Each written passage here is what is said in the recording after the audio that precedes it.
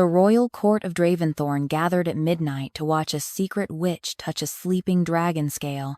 They called it proof. That made the cruelty sound lawful.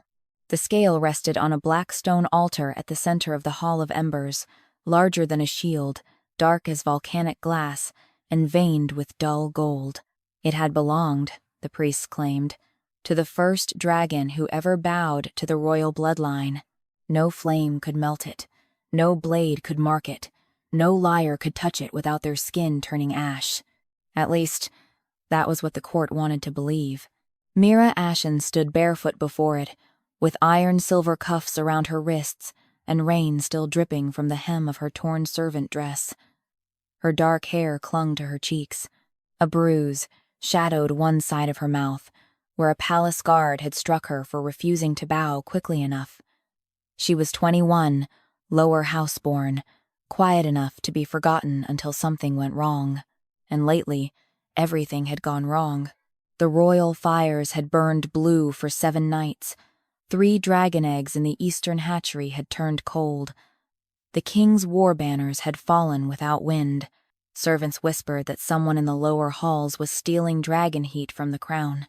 Then a child found Mira in the ash corridor with both hands over a dying coal bird, whispering words no servant was meant to know. The bird lived. That was enough to condemn her.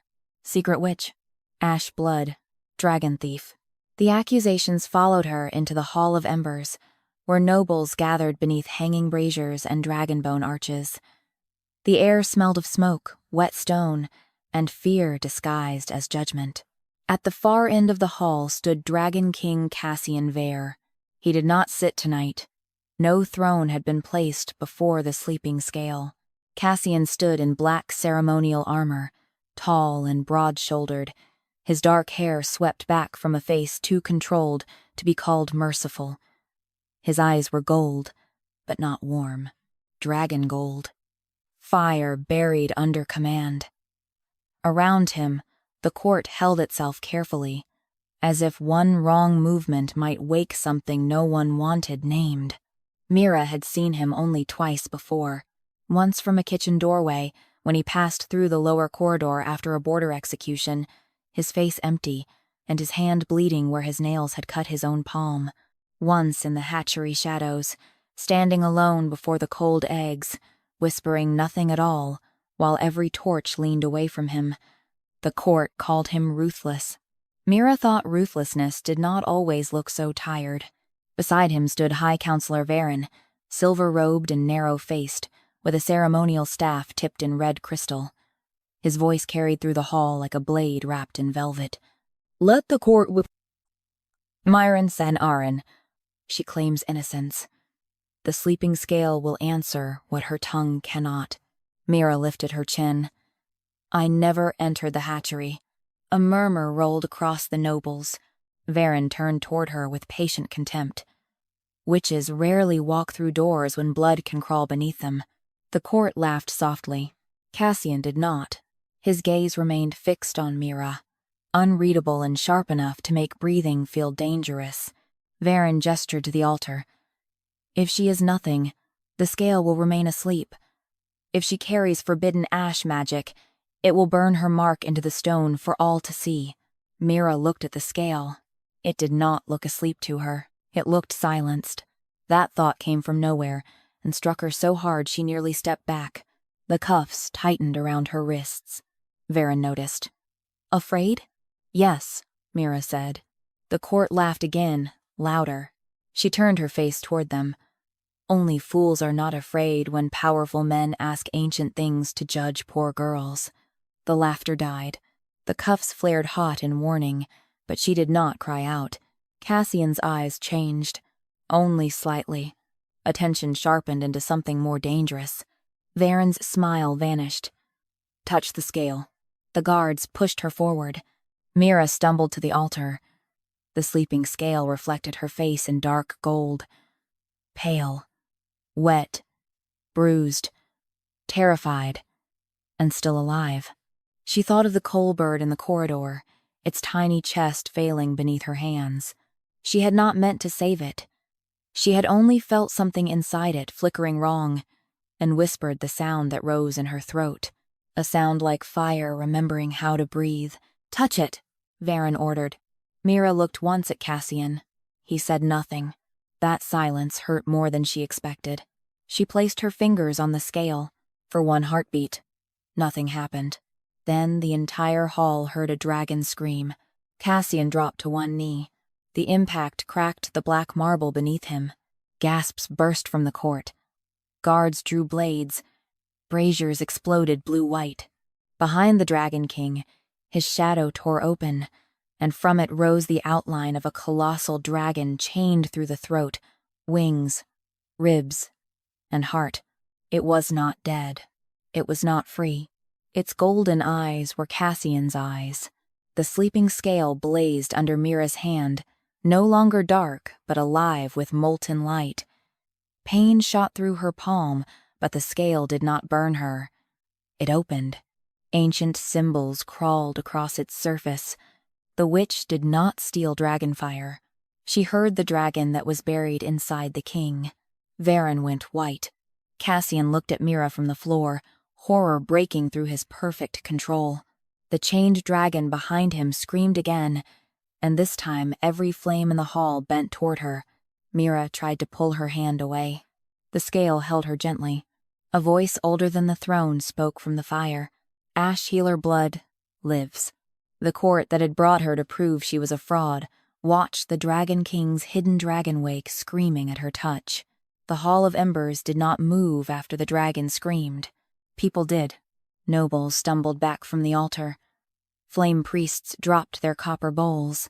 Guards lifted swords toward Mira, then toward the shadow behind Cassian, then toward one another, as if no one could decide which danger wore the true face. The braziers hanging above the hall burned blue-white, all their flames bent toward the servant girl with her hand still resting on the sleeping scale. Mira could not breathe. The scale held her fingers as gently as a living creature. Molten light ran beneath its surface, not burning her skin but entering her blood with a terrible warmth, like memory waking in a place she had never known was asleep. She felt the chained dragon behind Cassian as pain, not power. Its throat sealed, its wings nailed in shadow, its ribs bound in law runes that pulsed every time the king tried to rise. Cassian tried anyway.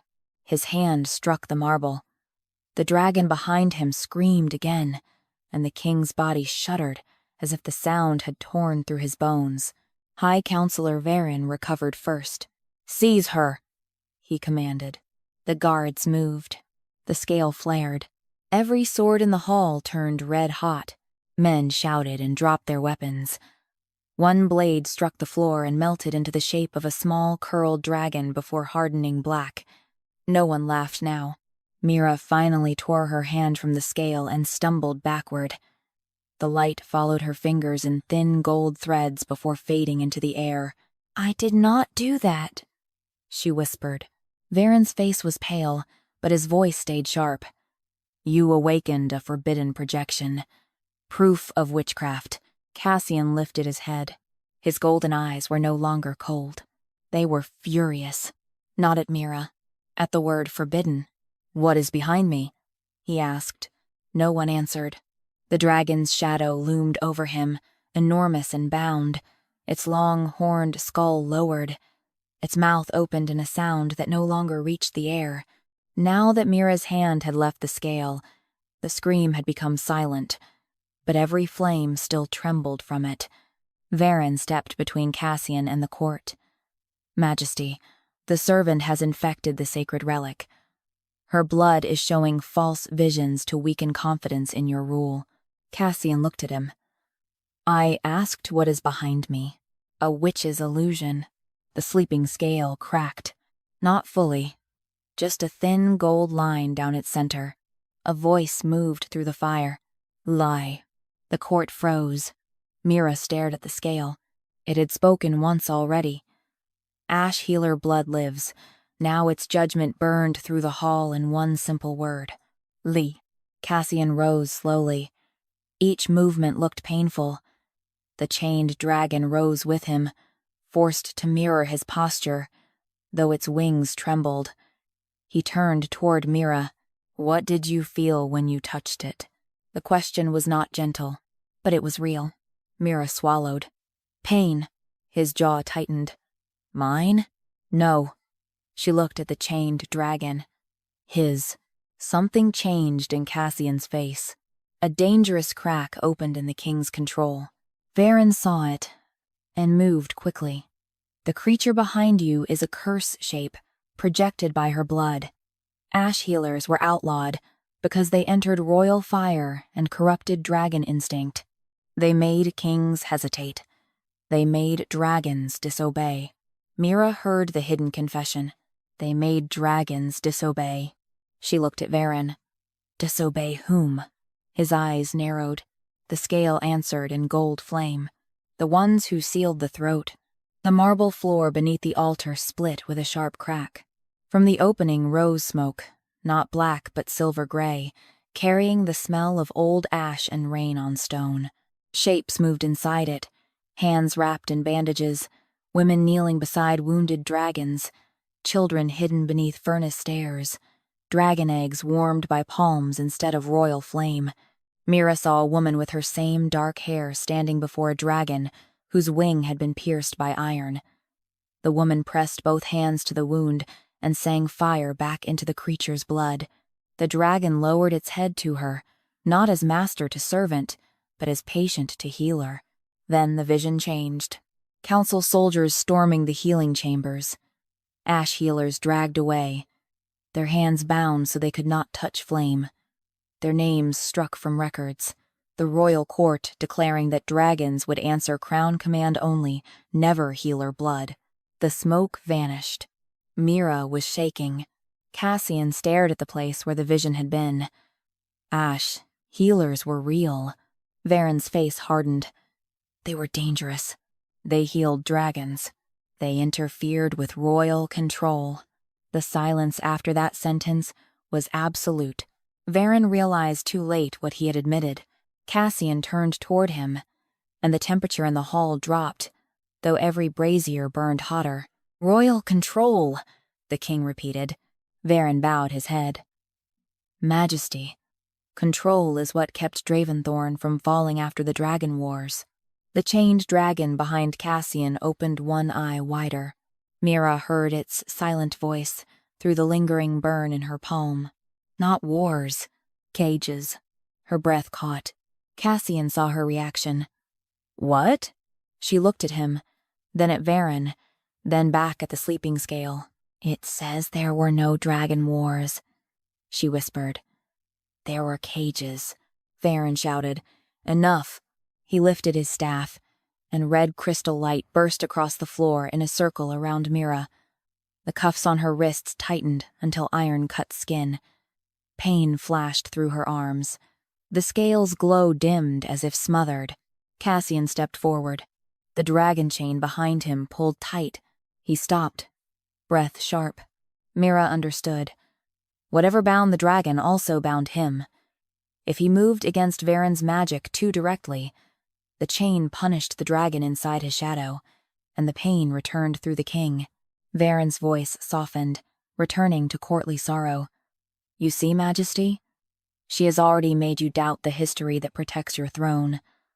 Let the scale sleep again. Let the witch be confined. By dawn we will cleanse the hall and restore order." Mira expected Cassian to hesitate. He did, but not in the way she feared. His eyes stayed on the dragon's sealed throat. Then he looked at Mira. "Can you touch the scale again?" Her stomach turned cold. "It may hurt him. It already hurts him. And you?" A bitter shadow crossed his mouth. "That has never stopped the council before." The words struck Veyr like a slap. Mira looked at the circle of red light holding her, at the scale cracked with gold, at the king whose hidden dragon had screamed because her hand had told the truth. She stepped through Veyr's circle. The red magic burned her ankles, but she did not stop. Cassian's gaze sharpened with something that felt too dangerous to call admiration. Mira placed her bleeding hand back on the sleeping scale. This time, the scale did not merely glow. It opened like an eye, and beneath the hall of embers, Something chained in the royal foundation began to wake. Beneath the hall of embers, something chained in the royal foundation began to wake. The first sign was not sound. It was heat. It rose through the black marble in slow pulses, not like fire from a hearth, but like breath from a sleeping beast buried too long beneath stone. Every brazier in the hall bent toward the floor.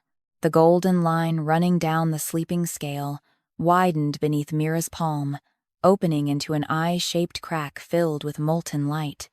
The court backed away. Even Veyr stepped back before he remembered to look calm. Cassian remained near the center of the hall, one hand pressed against his ribs. Behind him, the shadow dragon strained against its invisible chains, its sealed throat glowing with the same molten gold as the scale. The more the foundation woke, the more pain crossed the king's face. Mira tried to pull her hand away. The scale held her. Not cruelly, desperately. A vision burst open. She stood in the same hall centuries earlier, before the black marble floor had been laid, before the dragonbone arches had been polished into royal beauty. The chamber was raw stone then, deep underground, lit by rivers of fire moving through cracks in the earth. Dragons filled the cavern, living dragons, wounded dragons, dragons with iron in their wings and chains around their throats.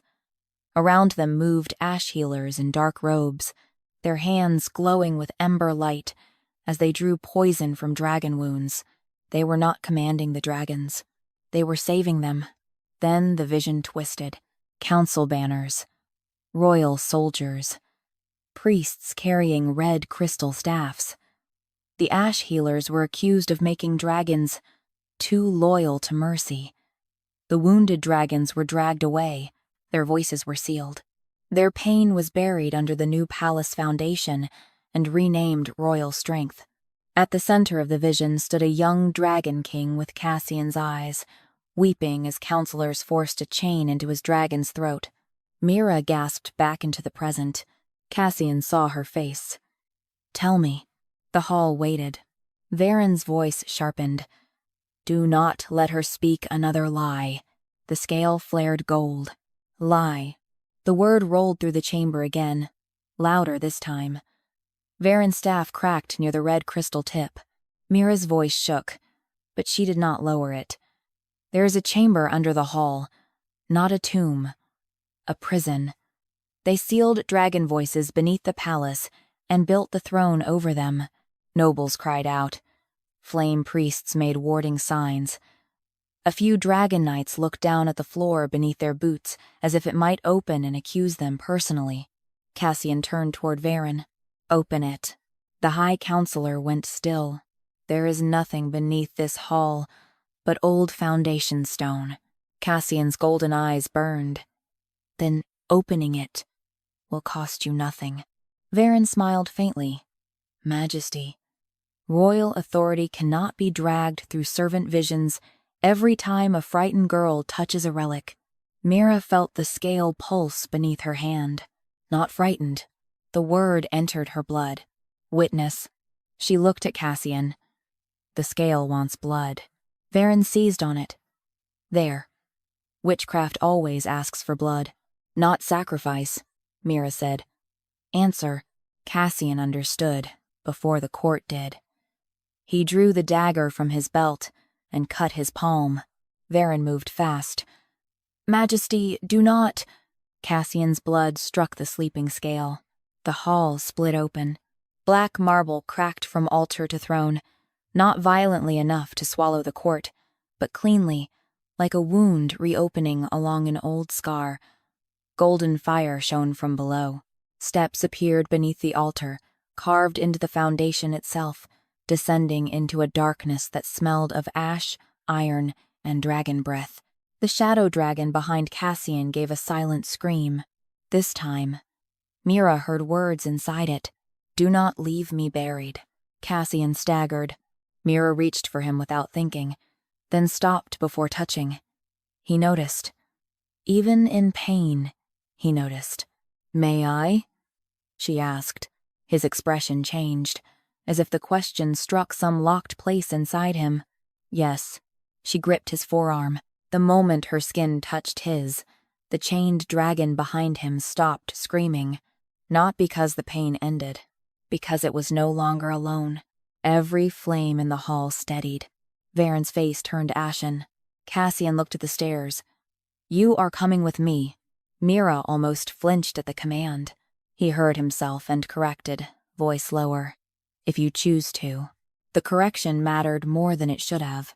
Mira looked down into the foundation chamber. Everything in her wanted to run.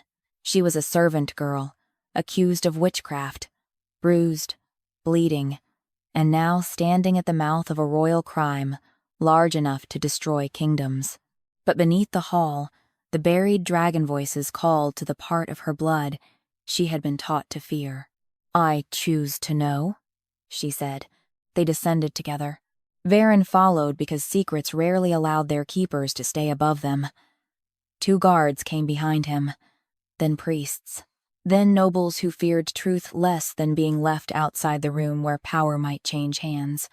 The stairway led to a vast circular chamber beneath the palace. Its walls were carved with dragon mouths, each sealed by red crystal. Chains ran from the mouths into the center of the room, where a black throne root curled around a massive sleeping dragon skull. Not a dead skull. Sleeping.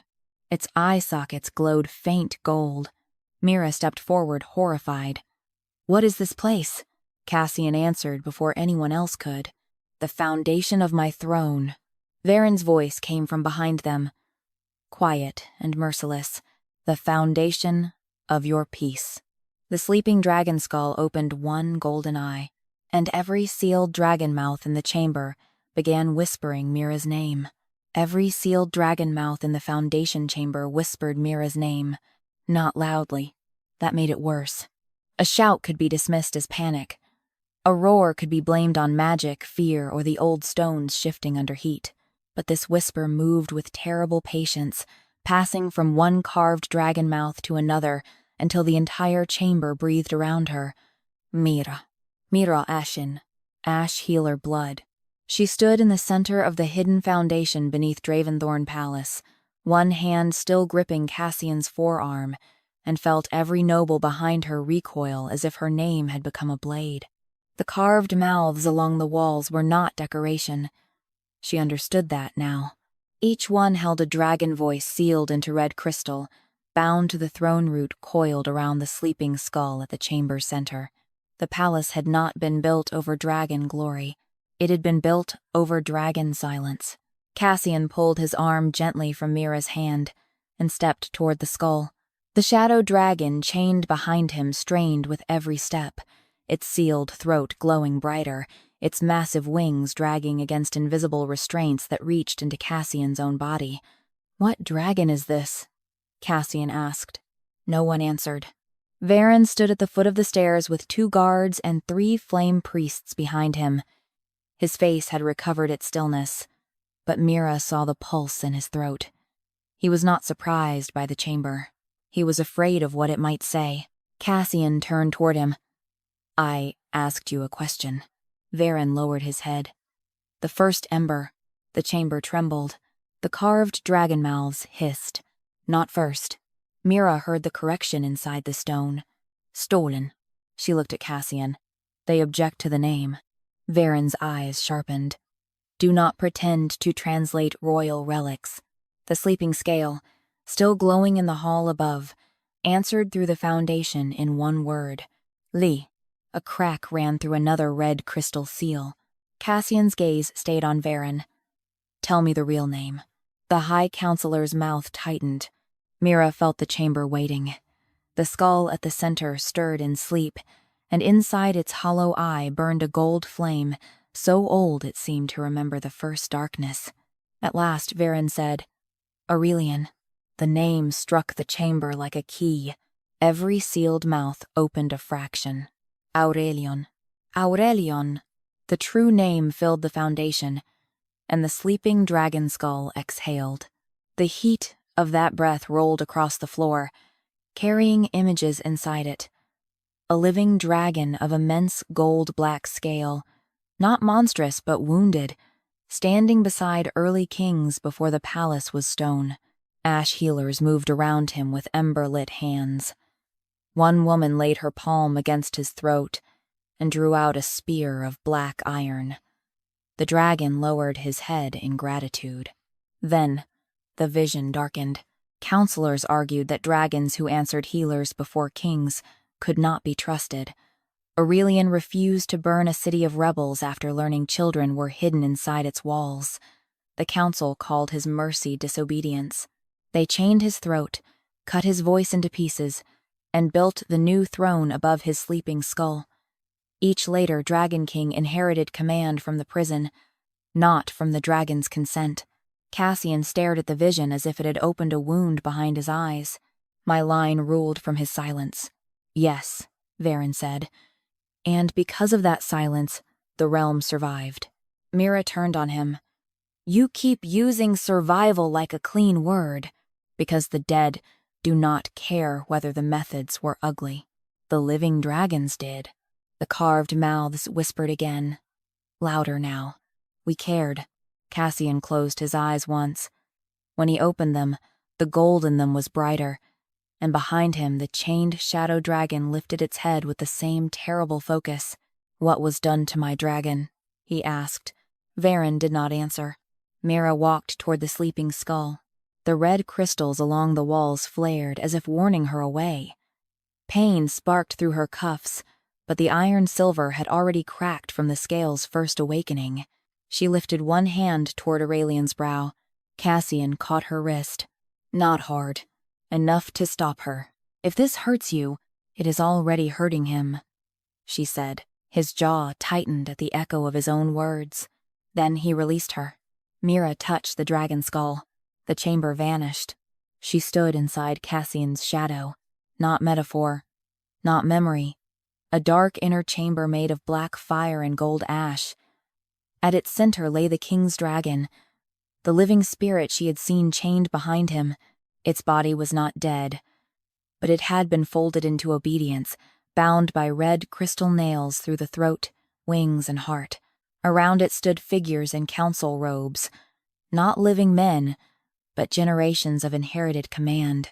A boy stood before the chained dragon, Cassian as a child. He was perhaps 9 years old, dressed too formally for someone so young. Veyr stood behind him, younger then, placing one hand on the boy's shoulder. Your dragon is dangerous because it feels too much, Veyr told him. Pain makes kings weak. Mercy makes dragons disobedient. Let us quiet him, and you will never lose control. Young Cassian whispered. Will he hate me? Veyr replied. He will serve you. The red crystal nails drove deeper. The child screamed. So did the dragon. Mira came back to the foundation chamber with tears on her face. Cassian was watching her. He already knew. Not the details, perhaps, but enough. Some truths lived in the body long before memory dared name them. They sealed him when you were a child, Mira said. They told you control was strength.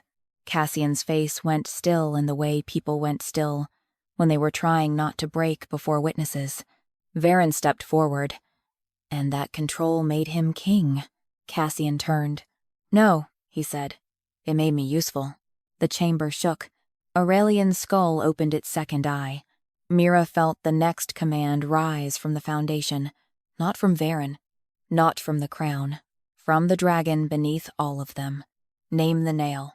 Cassian looked at Mira. What does that mean? She looked at the red crystal seals glowing in the walls, then at the shadow dragon chained behind him. Each seal is a lie. Each nail has a name. If we name them, they break. Veyr's staff flared red. If you break those seals, you break royal command over dragonfire. Cassian's expression darkened. Good. The first red crystal nail appeared in the air before them, glowing with old law. Mira read the word burning inside it. Mercy is weakness. Cassian stepped forward, blood still drying on his palm. His voice carried through the foundation and into the hall above. Mercy was never weakness. It was the first thing you stole from my dragon. The nail cracked. Above them, Every royal brazier in Draventhorn turned gold. The first nail cracked, and Draventhorn remembered gold. It did not happen gently. Every royal brazier above the foundation chamber flared so bright that screams echoed down the stairway.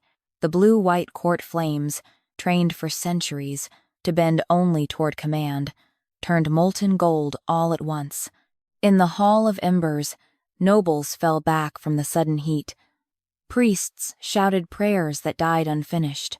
Guards looked at their own hands as if they had been holding stolen warmth all their lives and only now felt the burn. Below, in the hidden foundation, the red crystal nail marked mercy is weakness split down its center. The chained dragon behind Cassian inhaled. For the first time, the breath made sound. Not a roar. A broken gasp. Cassian staggered, as if the sound had come from his own lungs. Mira reached toward him, then stopped, giving him the same choice he had begun to offer her. He saw the restraint, and through pain gave a faint nod. She steadied him. Only then, Veyron's face had lost all ceremony. "Do you understand what you are loosening? The king's dragon was sealed because ungoverned mercy destroys crowns." Cassian looked at him. "No. It destroys men who mistake crowns for souls." A second red crystal nail emerged from the chamber wall. It burned, brighter than the first. "Doubt is treason." The words pulsed in the air, and Mira felt them enter the room like a remembered punishment. The sealed dragon mouths along the wall began whispering, not her name this time, but fragments of royal history. Executions approved after false testimony. Border villages burned because the king was told hesitation would invite rebellion. Dragon eggs sacrificed because council records claimed weakness in the blood. Cassian closed his eyes. The nail was not only in his dragon. It was in him. A vision opened around them. Young Cassian stood in the war balcony at 13, watching prisoners kneel in the rain. One of them was a girl no older than Mira had been when she first entered palace service. She cried that her village had not betrayed the crown. Cassian's dragon stirred inside him, wild with warning. The boy opened his mouth to question the order. Veyron's hand closed on his shoulder. "Doubt is treason in a king," the counselor whispered.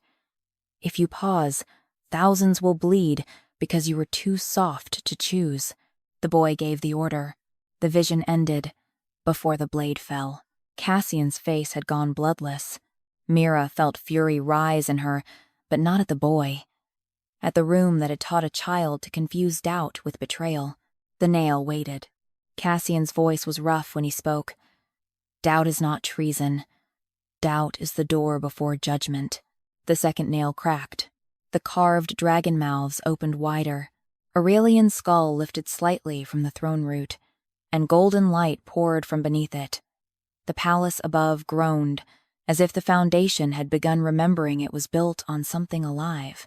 Veyron shouted to the priests, "Seal the chamber." No one moved fast enough. The third nail appeared. Obedience is peace. This one did not float before Cassian. It appeared around Mira's wrists. The broken, iron-silver cuffs tightened suddenly, glowing red. Pain sliced through her skin. She gasped and dropped to one knee as the old servant magic inside the palace recognized another kind of chain. Not royal, not dragon, but lower house obedience dressed as safety. Cassian turned sharply. "Mira!" Veyron smiled for the first time since the chamber opened. "There is your healer, bound by the same peace she condemns." Mira could barely breathe. The nail burned around her wrists, forcing her hands apart, forcing her body toward the floor. All her life, obedience had been praised as survival. Lower your eyes. Apologize first. Hide what you can do. Let the powerful decide what your silence is worth. The nail was not only in Cassian's dragon either. It was in everyone who had survived by shrinking. Mira looked at the sealed mouths along the wall, at the dragon skull, at the king whose hidden beast had screamed because she touched the truth. Then she forced herself upright. Blood ran down her wrists. "Obedience is not peace," she said, voice shaking. "It is only quiet fear." The nail around her cuffs shattered. Iron silver fell from her wrists in pieces. A burst of gold fire swept through the chamber, and every lower servant oath tied to the Hall of Embers snapped at once above them. Gasps rose from the stairwell as servants in the court found their wrists suddenly bare. The chained dragon behind Cassian lowered its head toward Mira. Recognition burned in its golden eyes. Not worship, not command, kinship. Veyr saw it and went cold. Ash, healer blood does not heal only dragons. Mira understood at the same moment. Ash healers had been dangerous because they heard pain wherever fire had been used as a chain. Dragons, kings, servants, children, the wounded body of the kingdom itself. The fourth nail rose from Aurelian's skull. Love makes kings weak. The chamber went silent. Cassian looked at it as if it had been waiting for him longer than all the others. Mira felt his dragon recoil. Not from love itself, but from every lesson wrapped around it. Do not need, do not grieve, do not reach, do not choose anyone the council cannot use. Veyr's voice softened into its cruelest shape. That nail saved your life, Majesty. Your father died because grief made him reckless. Your mother died because she protected a dragon healer. Love took both from you. Mira turned toward Cassian. His face had closed. This was the wound beneath the throne, beneath command, beneath the screaming dragon. A boy taught that every tenderness became a corpse if he touched it. The nail glowed red. Cassian did not speak. For the first time, he looked truly unable. Mira stepped closer, stopping before she entered his space. You do not have to name it for me. His eyes met hers. She continued, Name it for the boy they taught to be alone. The dragon behind him trembled. Cassian's breath broke once. Then he said, Love did not make me weak. Fear of losing it made them easy to rule me. The fourth nail cracked. The chained dragon screamed again. But this time, the sound was half agony, half freedom. And from the deepest part of the foundation, the final nail rose, black instead of red. The dragon belongs to the crown. Aurelian opened both golden eyes. The true trial had begun. The final nail was black because it had never pretended to be anything else. The dragon belongs to the crown. The words hung in the foundation chamber, like a sentence carved into the world before anyone living had been born. Red nails could be disguised as lessons. Mercy is weakness. Doubt is treason. Obedience is peace. Love makes kings weak. Those were lies dressed as wisdom, meant to sound necessary when spoken by frightened men in powerful rooms. But the black nail did not bother with disguise. It was possession made law. Every sealed dragon mouth along the chamber walls went silent. Even the whispers stopped. Aurelian's skull lifted higher from the throne root, ancient gold light burning in both eye sockets now. Behind Cassian, his chained dragon spread its shadow wings as far as the invisible bindings allowed, and every chain connected to its throat, heart, spine, and wings pulled tight at once. Cassian cried out, not loudly. He had been trained too well for that. But the sound that escaped him was raw enough that the nobles on the stairs flinched, and Mira felt it cut through her chest. Veyr's voice softened. Majesty, listen carefully. If that nail breaks, royal blood loses command over dragonfire. Not influence, not tradition. Command. Every dragon flame tied to your name becomes its own will again. Your armies weaken. Your enemies rise. Your court divides. You will be Dragon King in title only. Cassian stood bent beneath the pull of the black nail, one hand braced against the throne root, breath coming hard. The shadow dragon behind him trembled in silent fury. Mira looked at the nail and understood why it hurt him most. The other lies had trained the king. This one owned the dragon, and through the dragon, it owned the throne. She stepped toward Cassian, but the chamber floor cracked between them. Black fire rose from the gap, not burning stone, but swallowing light. Aurelian's eyes narrowed. A voice came from the sleeping skull, deeper than the scale, older than the hall above. Not yours to break alone. Mira stopped. Cassian lifted his head slowly. Then whose? The answer moved through every sealed dragon mouth at once. The dragons. The chamber shifted. Mira was pulled into another vision, but this one did not belong to her, nor to Cassian. It belonged to Aurelian. She saw open sky. Before Draventhorn was a palace. Aurelian flying above mountains, with wings that turned sunrise into gold. Dragon kings rode beside dragons then, not on their backs like conquerors, but in formation like allies. Ash healers stood on high cliffs and tended wounded flame after storms. No one bowed, no one owned. Power was a pact, renewed because both sides could leave. Then fear came, war, hunger, broken borders. Human kings begging dragons to stay even when dragons wished to withdraw. Councils writing permanent law around temporary promises. Aurelian refusing to burn a surrendering city. The first black nail forged from panic and pride. His voice cut apart, so future kings would hear obedience and think it was loyalty. The vision ended. Mira fell to one knee. Cassian reached for her this time, then stopped. Pain and urgency fought across his face. "May I?" he asked. She nodded. He helped her stand. The court above them saw it. The Dragon King asking permission before touching the servant witch they had condemned. Small acts could become revolutions when performed in rooms built by command. Veyr saw it too, and hatred sharpened his eyes. This is what ash healers do. They make kings ask when they should rule. Cassian looked at him. Perhaps that is why you feared them.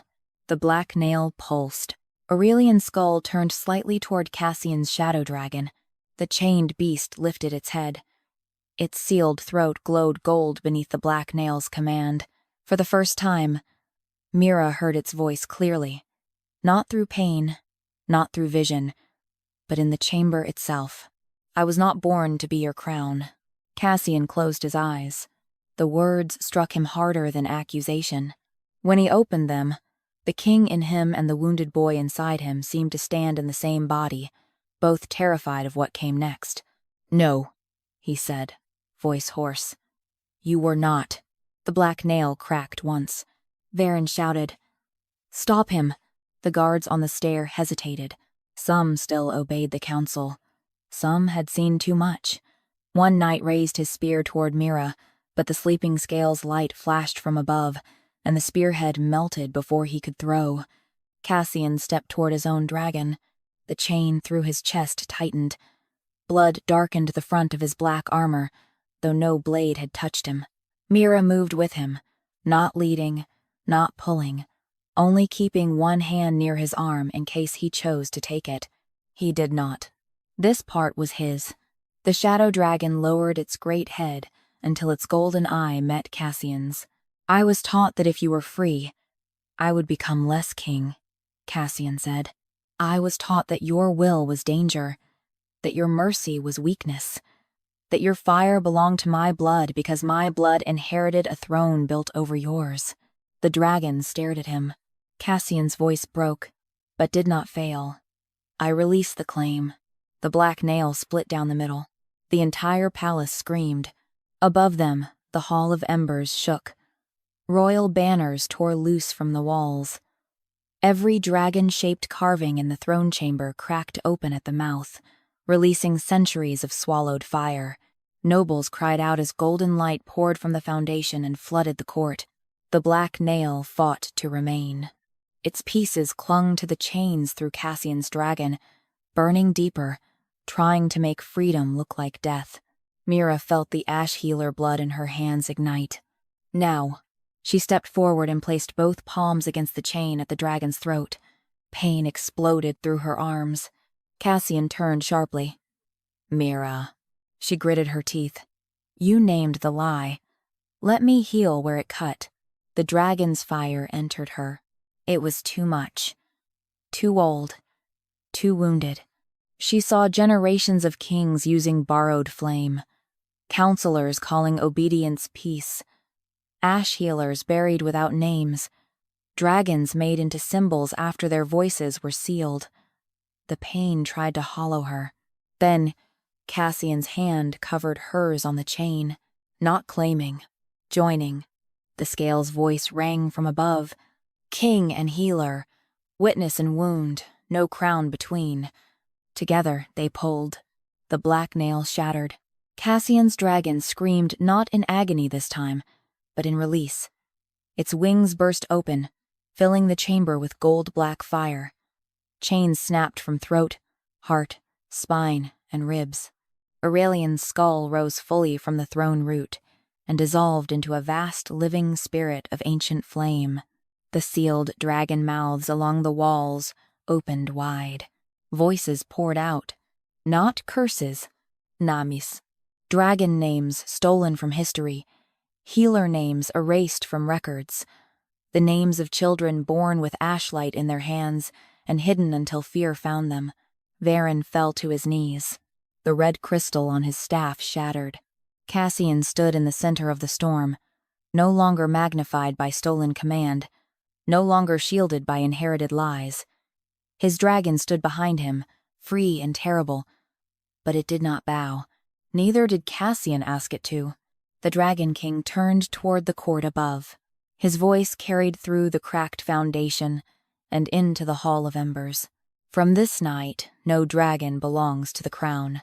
Mira stood beside him with burned hands glowing gold, and for the first time in centuries, the dragons of Draventhorn answered freely.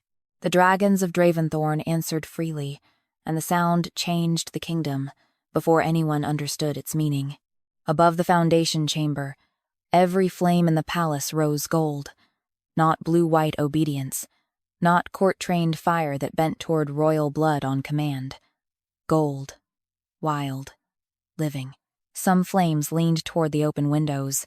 Some curled around old dragon carvings, as if greeting long-lost mouths. Some went out entirely, leaving dark places honest for the first time in centuries. In the Hall of Embers, nobles staggered away from the cracked floor as dragon voices poured upward through the foundation. No one could understand every name, but everyone understood the shape of the accusation.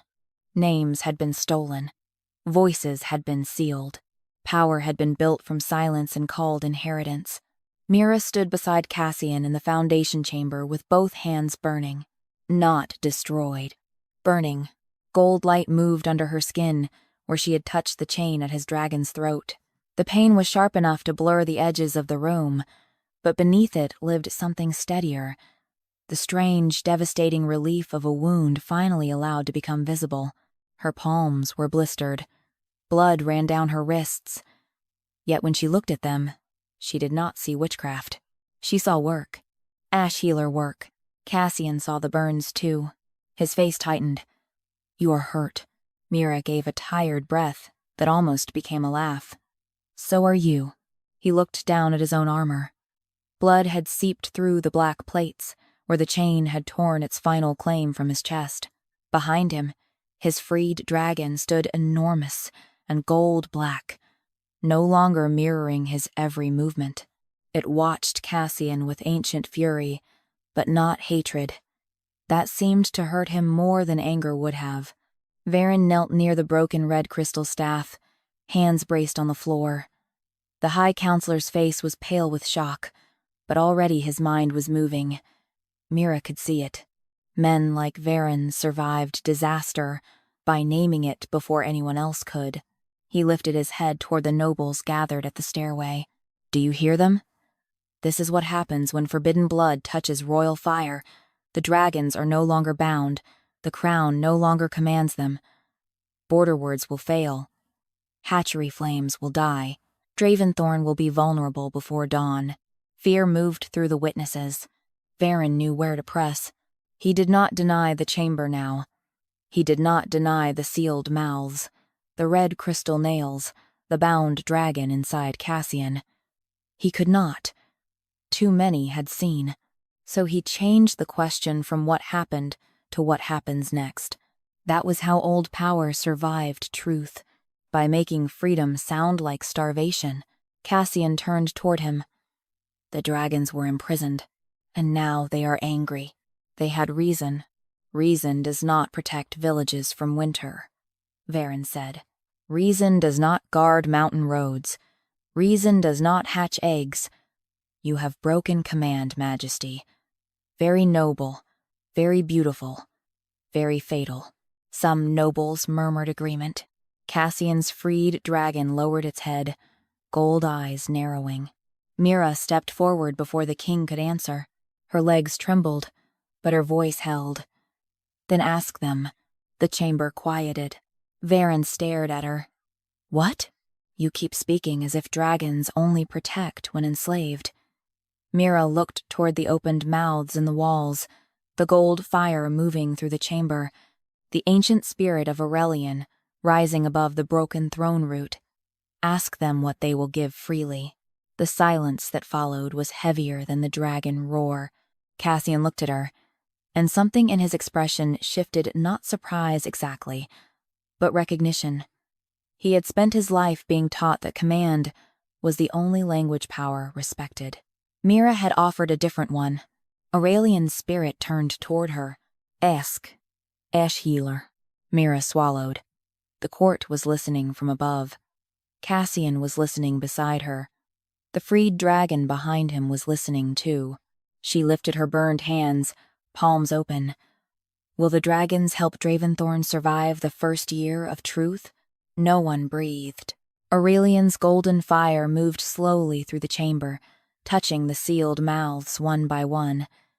The dragon voices quieted, not into obedience but counsel. The old kind. The kind Veyr's ancestors had destroyed because it could not be controlled quickly enough. At last, Aurelian spoke.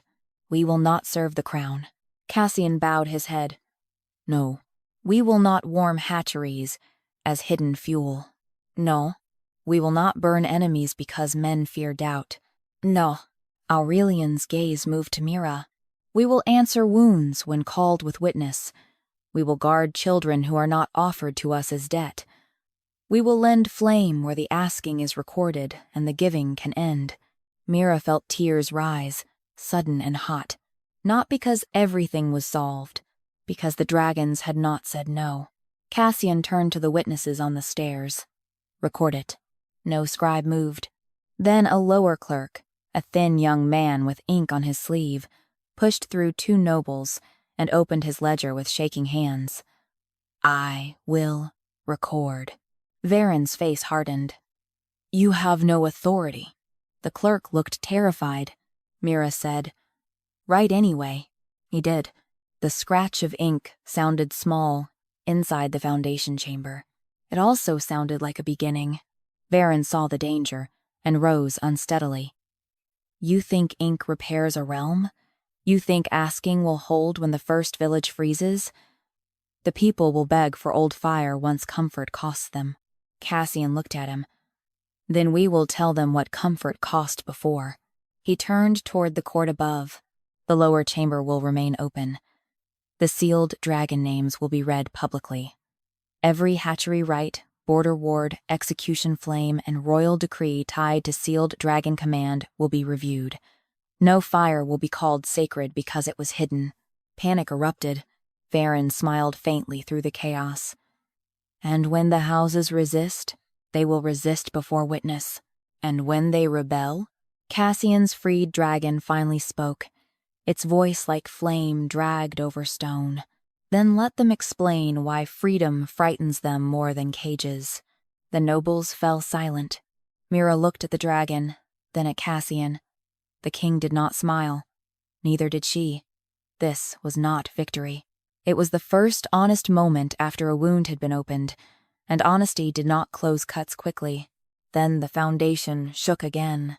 Not from the dragons, from the throne above. A deep crack sounded through the palace, followed by a roar of falling stone. Dust poured down the stairway. The court screamed.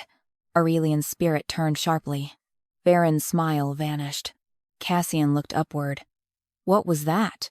The sleeping scale answered from the hall above, its voice no longer calm. The Ember Throne is breaking. Veyr whispered. No. Mira felt the truth before anyone spoke it. The throne had not merely used the dragon seals, it had been feeding on them. And now that the dragons were free, the royal throne of Draventhorn was starving. Aurelian's golden eyes darkened. If it is not unmade before sunrise, it will feed on the nearest living dragon. Cassian's freed dragon stood behind him. Nearest. The court above screamed again as the palace shook. Cassian turned to Mira, and for the first time since the scale woke, fear broke openly across his face. Not for his crown. For the dragon he had just freed. The Ember Throne began to starve above them. The sound traveled through the palace like a beast chewing stone. From the foundation chamber, Mira heard the throne crack through floors, pillars, walls, and royal memory. Dust poured from the stairwell. Nobles screamed in the Hall of Embers. Somewhere above, dragon-bone arches split open and released old smoke. The palace had been built to make power look eternal, but now the truth beneath it had been freed, and eternity was learning hunger. Cassian looked upward, blood dark on his armor, his freed dragon standing behind him with wings half spread. Nearest living dragon.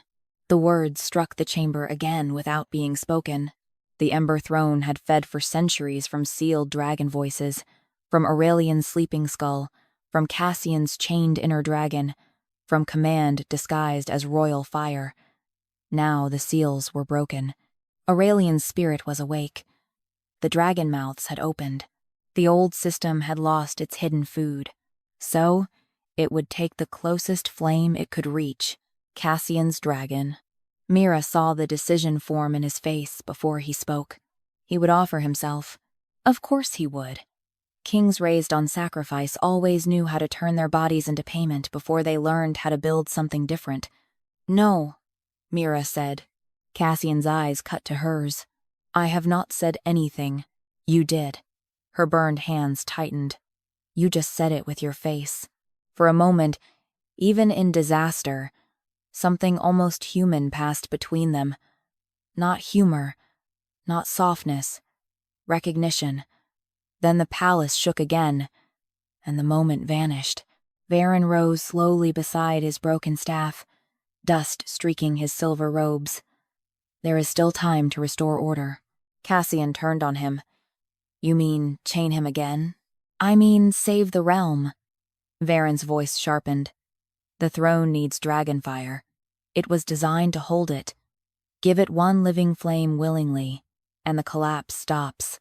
Mira felt sick. There it was. The old lie, dressed in new clothes. Willingly. A cage became noble if the prisoner walked inside. Cassian's dragon gave a low growl, and the chamber walls flared gold. Aurelian spoke from above the broken throne root. The Ember Throne is not hungry because dragons are free. It is hungry because it was made to feed. Then how do we stop it? Mira asked. Unmake its mouth. The answer entered every flame in the chamber. Mira looked toward the stairway. The throne itself. Veyr laughed once. You cannot unmake the Ember Throne.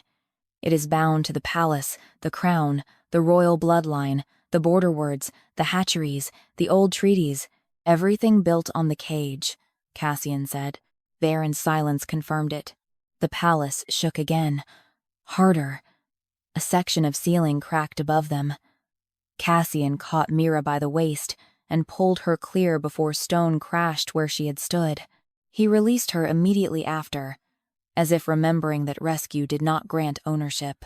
Sorry, he said. She looked at him breathless. For that? No.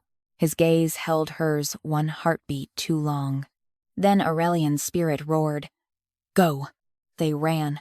Up the stairs. Through dust and falling emberlight. Past nobles pressed against walls. Priests clutching dead relics.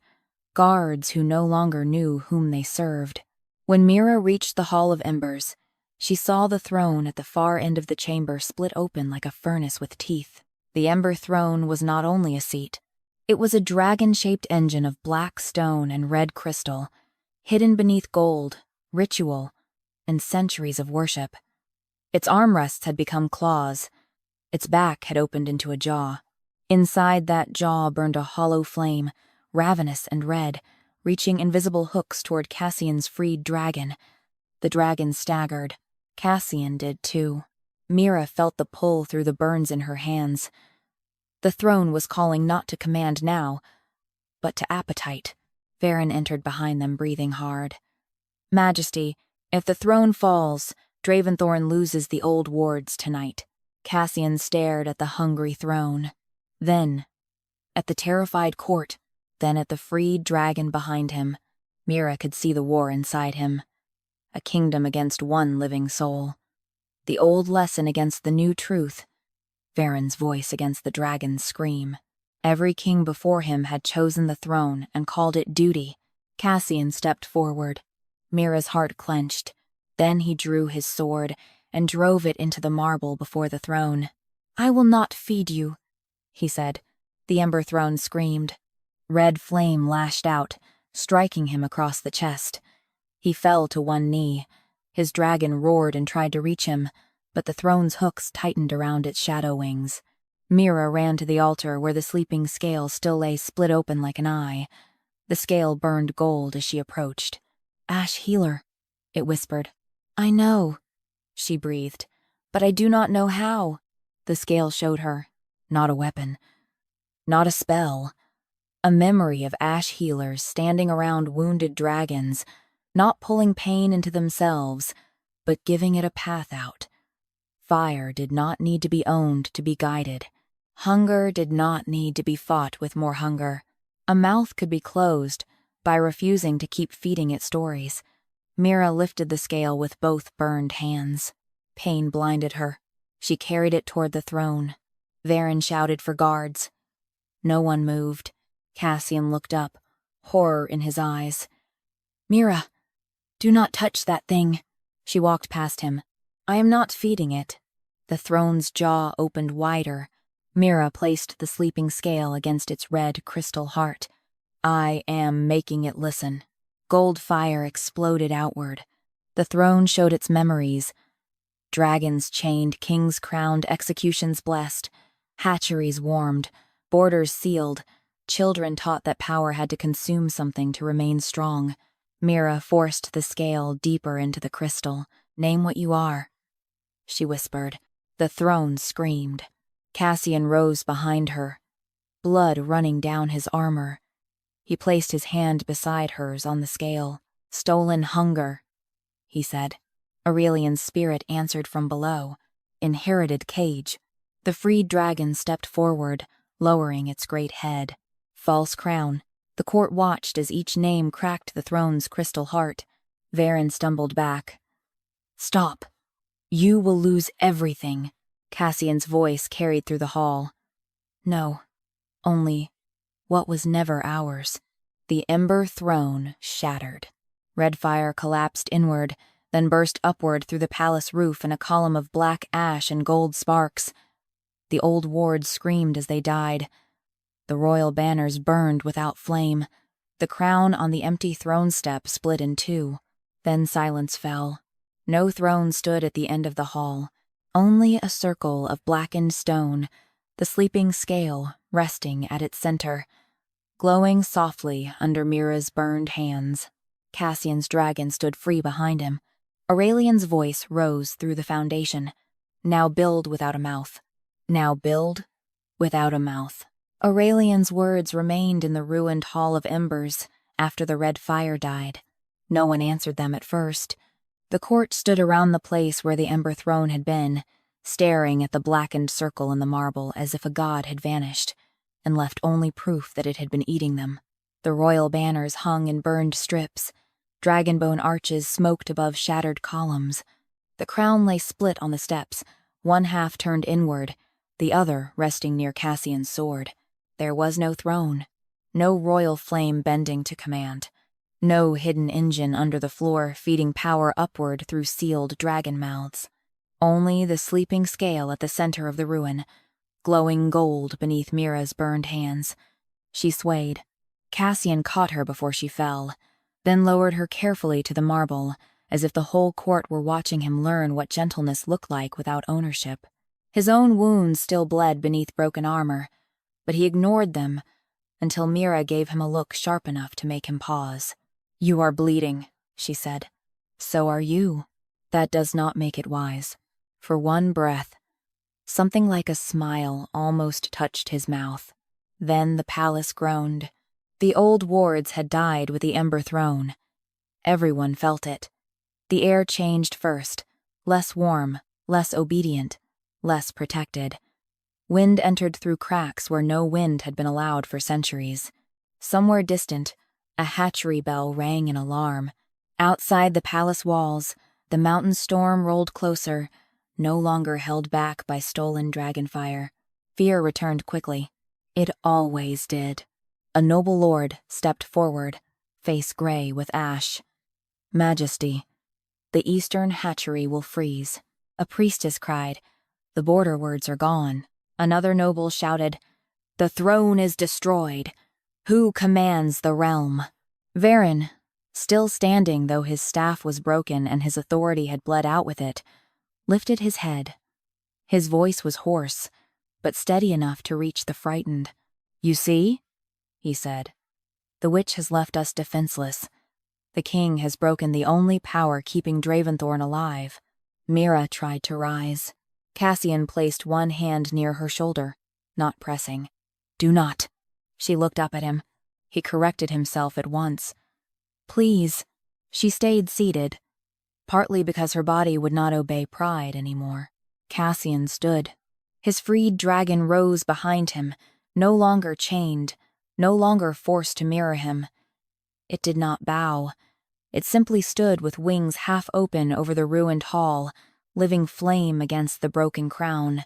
Cassian faced Veyr. "No," he said. "You made Draventhorn defenseless by teaching it to survive through theft." Varen's eyes flashed. "Words will not warm eggs. Then we ask those we stole warmth from." A low murmur moved through the hall. Cassian turned toward the cracked floor, toward the foundation chamber below. Aurelian. Gold fire rose through the broken marble. The ancient dragon's spirit appeared, vast and half-transparent, his body made of ember, ash, and remembered sky. Every person in the hall dropped their gaze except Mira and Cassian. Veyr looked too, but hatred kept his head raised. Cassian did not command. He bowed his head. "The eastern hatchery is failing," he said. "Will any dragon lend warmth freely until we build honest fires?" The court waited. Aurelian's gaze moved over them. All nobles who had benefited, priests who had lied, guards who had obeyed, servants whose wrists still bled from old oaths, and the ash healer girl with burned palms who had made the throne listen. At last, one of the open dragon mouths beneath the floor answered. A smaller voice. Female. Tired, but clear. "I will warm the eggs for 3 nights. Record that it is gift." The young clerk from the foundation chamber stumbled forward with his ledger. "Recorded." Another dragon voice answered. "I will guard the east road until moonrise. Record that I may withdraw." The clerk wrote faster. A third voice rose. "I will teach your flame priests how to tend fire without binding it, if they come without chains." The flame priests stared at one another, terrified and ashamed. Mira watched the court change by inches. Not healed, not forgiven, changing. Veyr saw it too, and desperation hardened him. Gifts can be withdrawn. Command cannot. Mira finally forced herself to stand. Cassian moved to help, but she shook her head and rose on her own trembling legs. "That is why you liked command," she said. "It let you stop deserving what you took." The words struck harder than flame. Servants near the lower doors began to step forward. One held out a broken wrist cuff. Another held a hatchery key. Another carried a basket of cold coal birds wrapped in cloth. Creatures once used to test whether fire rites were safe. "We will record," said an old furnace woman. "Not just nobles, not just priests, Cassian looked at her. Your name? Eddamar. The clerk wrote it down. Edda's face changed when she heard the scratch of her own name entering record. That was the first true law after the throne's death. Not Cassian's command. A servant's name written before the court. By noon, the Hall of Embers had become something rawer than a throne room, and more dangerous than a battlefield. A place where people began naming what they had depended on. Dragon heat. Servant silence. Ash healer erasure.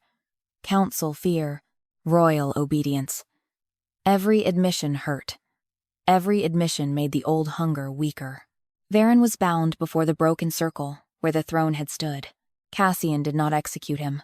Mira asked why, though she already guessed. The king looked at the half-crown on the floor. Because death would let him become simpler than what he did. Veyr was sentenced to live under witness until every sealed dragon name, every ash healer name, every false execution and stolen fire rite had been recorded. He laughed at first.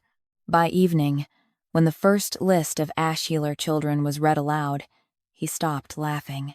Mira's name was on the final page. Not Mira Ashen, lower house servant. Mira Ashen, descendant of the last Ember healer line. She touched the written name with bandaged fingers and felt no crown rise, no throne call, no instant glory. Only grief. Cassian stood beside her, careful with the space between them. You have a name, he said. I had one before it was written. Yes, he said. You did. That answer mattered. Night fell over Draventhorn without the old wards. It was colder. The palace fires had to be rebuilt by hand. Hatchery keepers worked beside dragons who chose to help. Priests surrendered stormglass keys. Servants opened furnace rooms that had been locked for generations. Nobles argued, complained, threatened to leave, then stayed because the dragons had not withdrawn their gifts. Mira returned alone to the ruined throne circle near midnight. The sleeping scale rested there, no longer dark, no longer sleeping. Its gold veins pulsed softly like a breathing heart. She sat beside it, exhausted beyond tears. Cassian found her there. He stopped several steps away. Should I leave? The question settled between them, quiet and heavy. She looked at him, the Dragon King who had allowed the trial, the man who had chosen to break his own throne, the wounded boy who had been taught that love made kings weak, the ruler still dangerous because power did not disappear when lies broke. No, she said. He came closer, but did not sit until she nodded. For a long while they sat before the place where the throne had been. No crown between them. No command. Only the scale, the open foundation, and the first cold night of an honest kingdom. By morning, Draventhorn had not collapsed. That was the first thing the court found difficult to forgive. The sky was pale over the broken palace, and frost clung to windows that had never known frost while the old throne wards lived. Servants carried real wood into royal hearths. Flame priests worked with shaking hands beside dragons, who had agreed to teach them the difference between tending fire and binding it. Hatchery keepers wrapped the cold eggs in wool and copper mesh, while a dragon named Veyr breathed steady warmth over them for exactly as long as she had promised. The kingdom survived the night. Not comfortably, honestly. That frightened the old houses more than disaster would have.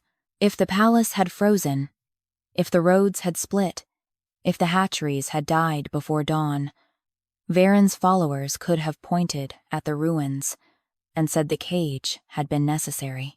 But the first morning after the Ember Throne broke arrived with work instead of apocalypse, and work gave people less room for worshipping old lies. The Hall of Embers was no longer a throne room. The blackened circle where the Ember Throne had stood remained uncovered. Cassian ordered no carpet placed over it, no altar built around it, no new chair carved before the ash cooled. The sleeping scale rested at its center, gold-veined and awake, guarded by no priest and no noble house. Beside it sat a plain stone table where the first records were being read aloud. Dragon names first, then ash healer names, then executions blessed by sealed fire. then hatchery rites fed by stolen breath, then servant oaths tied to furnace law. Mira stood near the table with both hands bandaged, listening as the young clerk read the names of children born with ember light in their palms and hidden, traded, or condemned as witches. Some names meant nothing to her. Some struck like arrows because they carried fragments of a life she might have inherited if fear had not eaten the path before her. Ashael, Mar, Vine, Solera, Ashen. Her old name appeared too, not erased, but corrected beside the new one. Mira Ashen, called lower house servant. Mira Ashel, ash healer blood. Living witness. She stared at the words until they blurred. Cassian stood several steps away, crownless, his black armor replaced by a plain dark coat. The wound in his chest had been bound, but pain still moved through him whenever the freed dragon behind him shifted. His dragon no longer stayed attached to his shadow. Sometimes it stood close. Sometimes it moved to the edge of the hall and watched him with gold-black eyes, as if testing whether distance would be punished. It never was. That, too, was a new law before anyone wrote it. Veyr was brought before the table at noon. He looked older without his staff. Not weak, never weak enough to seem harmless, but smaller, as if the authority he had worn was not clothing after all, but borrowed height. His wrists were bound with plain iron, not red crystal. Mira had insisted on that. No ceremonial punishment, no sacred performance, only a man made to stand where his lies could answer. Cassian faced him. You will begin with the first sealing. Veyr looked at the gathered court. The servants, the priests, the dragons visible in gold fire along the cracked walls. You think confession will make the realm pure? No, Mira said. It will make the wound locatable. Veyr's gaze moved to her. Hatred still lived there, but something else had joined it. Recognition. You sound like them, he said. The old healers. Good. His mouth tightened. Then he began. He named the first council that sealed Aurelian's voice. He named the first king who allowed it because rebellion frightened him more than injustice. He named the healers executed for refusing to call dragon obedience a miracle. He named children hidden in furnace houses. He named the red crystal mines where pain had been turned into law. By the third hour, some nobles had left. Cassian ordered their names recorded too, not as criminals, as absent witnesses. By sunset, Veyr's voice had gone hoarse. Aurelian's spirit appeared above the broken circle, and listened without mercy and without rage. When Veyr finished the first list, the ancient dragon spoke one sentence. Again tomorrow. Veyr closed his eyes. The court understood then that this would not be a single night of spectacle. It would be years of witness, years of discomfort, years of rebuilding fires by consent, alliances by record, and authority without a throne that fed. That was the true punishment. That was the true restoration. Later, when the hall emptied, Mira walked to the western balcony, where the cold wind came down from the mountains. Below, dragonthorn spread in terraces of black stone, smoke and uneasy dawn-colored flame. No grand transformation had made the city beautiful overnight. Roofs still leaked. Furnace rooms still needed workers. People still feared winter. The truth had not solved hunger, politics, or grief. It had only ended the right to hide the cost. Cassian found her there near moonrise. He stopped at the balcony threshold. May I? Mira glanced back at him. You ask that every time. Now. Yes. Because you think I will break? His expression held. Because I spent most of my life being taught that power enters rooms without asking. I would rather learn too slowly than assume too quickly. She looked away before he could see how deeply that landed. His dragon appeared behind him, then moved past him to the balcony edge.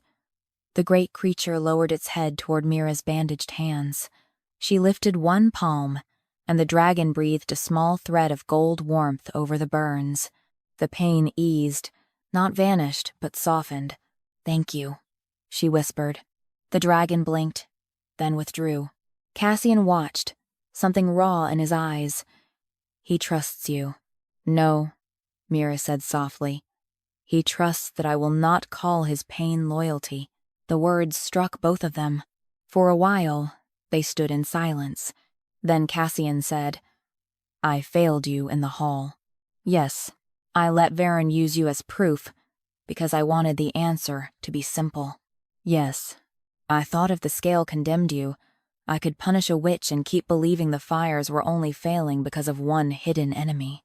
Mira turned toward him. He did not look away. I cannot ask you to forgive that, he said. I will not ask you to stay as my healer, my witness, my redemption, or anything that makes your pain useful to my crown. You have no crown. A faint, bitter softness crossed his face. Then to whatever I build next. The wind moved between them, cold and clean. Mira looked down at the city again. And what will you build? I do not know yet. It was the most honest answer he could have given. She studied him, the Dragon King without a throne, the boy whose dragon had been nailed into silence, the man who had shattered the thing that made him powerful because power had been eating what it claimed to protect. Good, she said. He almost smiled. Good? If you already knew, I would not trust it. His breath left him quietly. Mira reached into the fold of her dress and pulled out a small blackened feather.